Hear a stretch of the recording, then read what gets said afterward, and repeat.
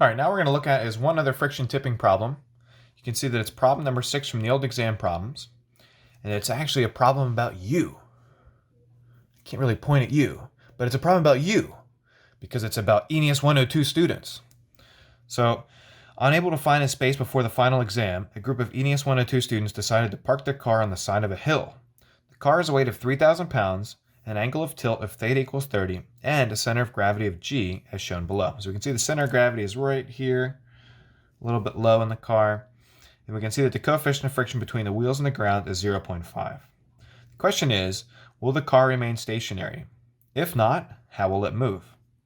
This is a very pertinent problem because at Maryland, they've gotten rid of almost all of the parking spots on campus. So where are you supposed to park?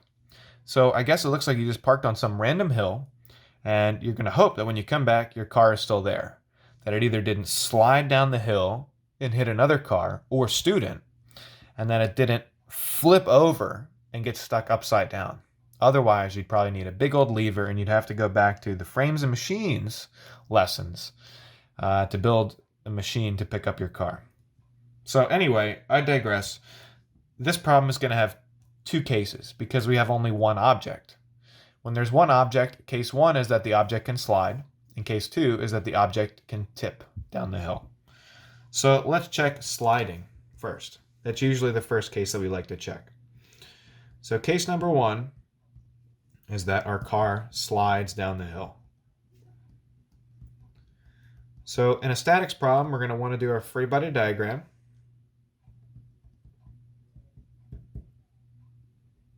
Pretty crappy B, there we go. Free body diagram of our car is going to look like this. Voila! Here's our free body diagram. So what we can see is we've got the weight going straight down at G, which I guess I'll label point G. We've got our dimensions here, 4 feet from the left to G and 4 feet to the right. We've got a normal force and a force of friction acting on the left tire, and a normal force and a force of friction acting on the right tire.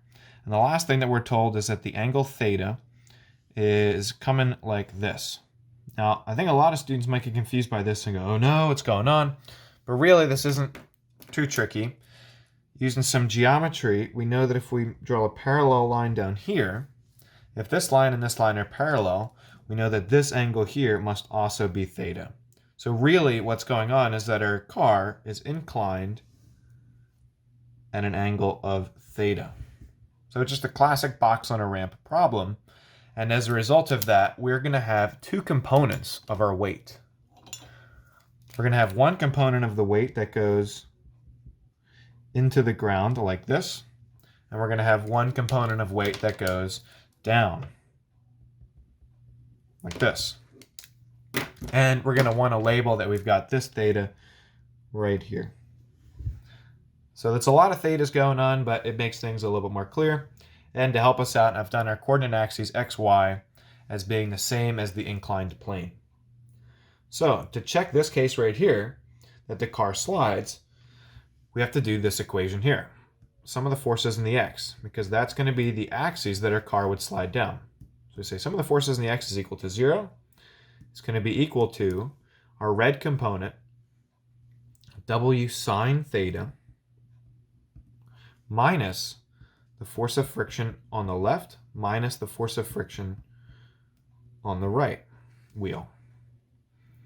Now, we don't know this and we don't know this yet, but we do know w and we know sine theta already. So what are we supposed to do?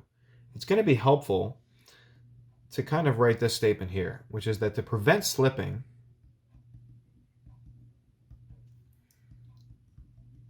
we need the following to be true. We need that w sine theta must be less than FFL minus FFR, or really adding them together if we kind of push those to the other side.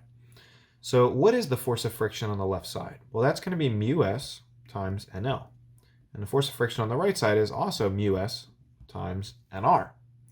This mu s is the same for both of these. So what I do is I pull that out, and I say we've got mu s times NL plus NR.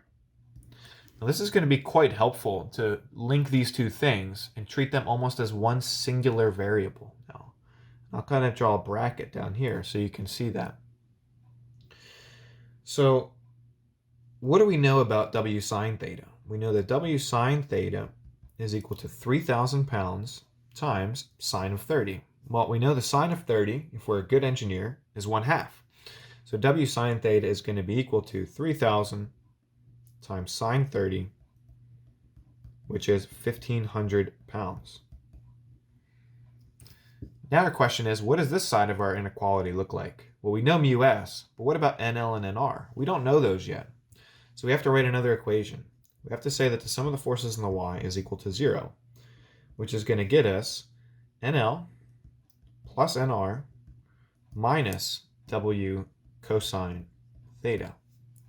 Now if you look here, we still have two unknowns. And up here we have two unknowns.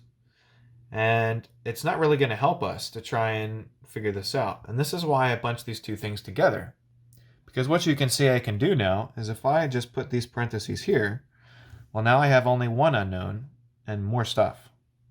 So what I can learn is that NL plus NR equals W cosine theta.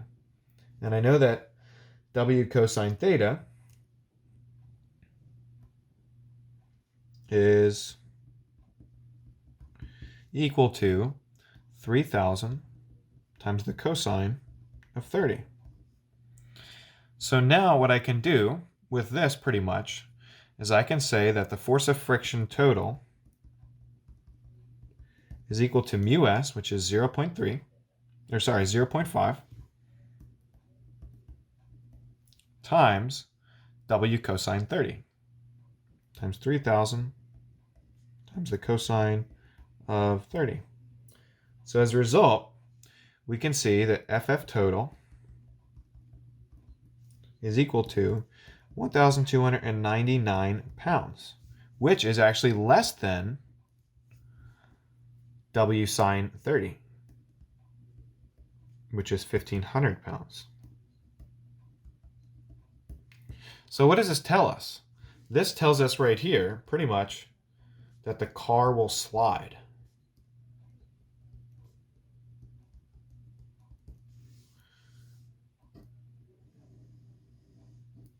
This is pretty much our answer here.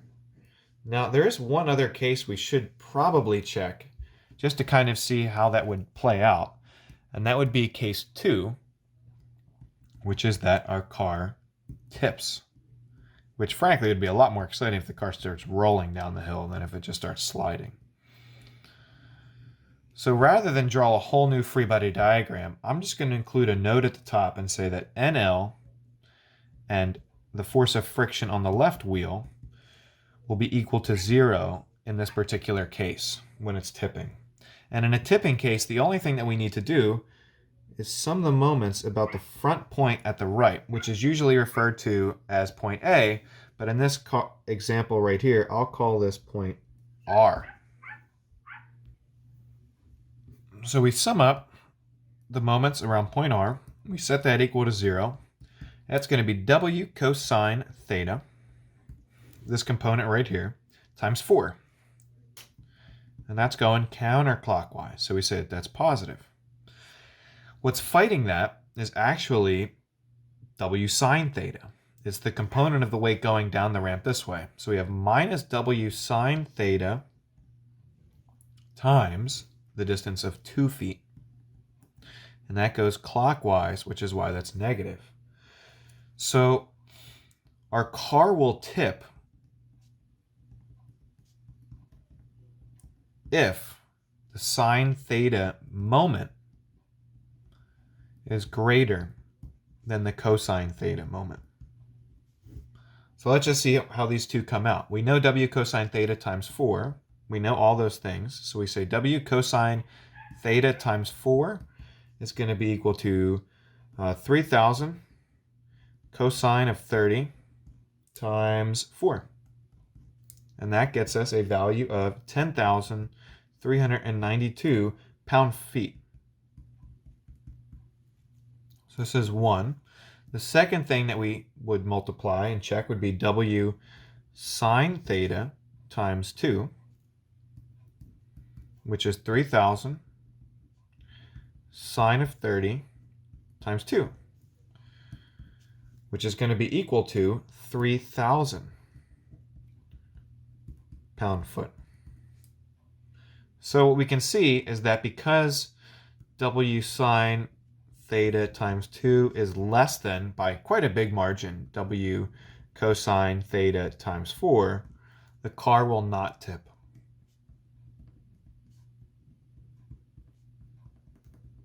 So now we've checked all the different cases that could possibly happen in this problem, and we're left with the final answer that the car will slide because the maximum force of friction is less than the component of the weight of the car acting down the ramp. And that's it.